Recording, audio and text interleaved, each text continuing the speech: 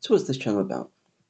Well, it started really because lots of people are interested in history. That's fairly obvious. But I get the impression that, well, unlike most hobbies like, say, woodworking or sport or playing music or something, it's, for most people, I feel that it's a passive thing. It's something you read about, or you visit a castle, or you watch a documentary, and that's fine. But it can be a lot more, and I think a lot of people would quite like it to be a lot more. And there's tons, quite literally probably, of documents out there that have barely been looked at, that professional historians will never have time to look at, or to look at in all the ways that they could be.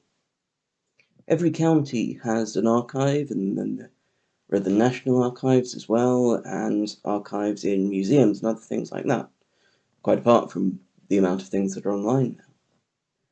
There's plenty to do, and you can do really useful things. You can discover stuff that nobody has known for hundreds of years. It's creative and imaginative, just like lots of other hobbies, and hence the title of the channel. Now, really, anybody ought to be able to go out and do this.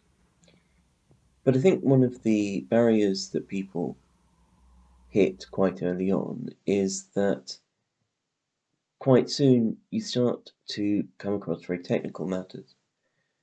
And a lot of the books on things like local history tend to assume that you know what at least some of these things are.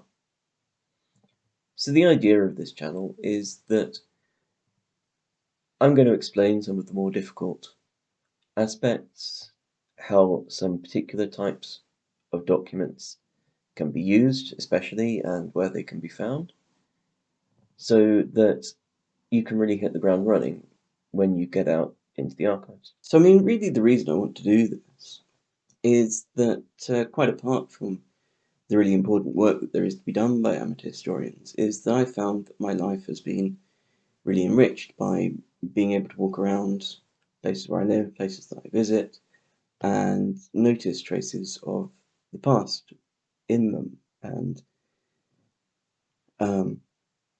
to really understand these things. And I suspect I'm not alone in this.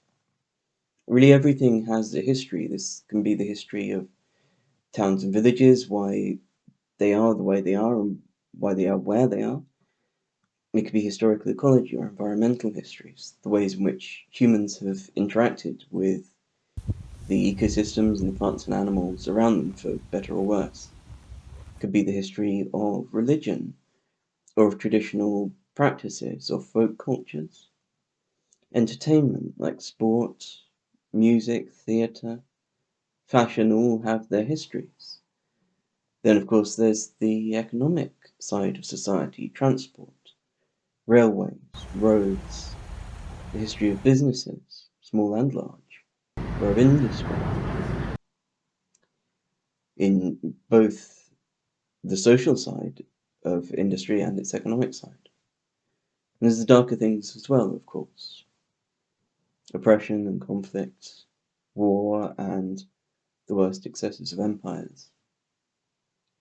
And then there's the big questions too, like understanding how people in the past have understood their place in the world, their relationship to the world, their identity, right down to things like the membership of subcultures. So not only are there tons of documents out there, there's plenty of subject matter too.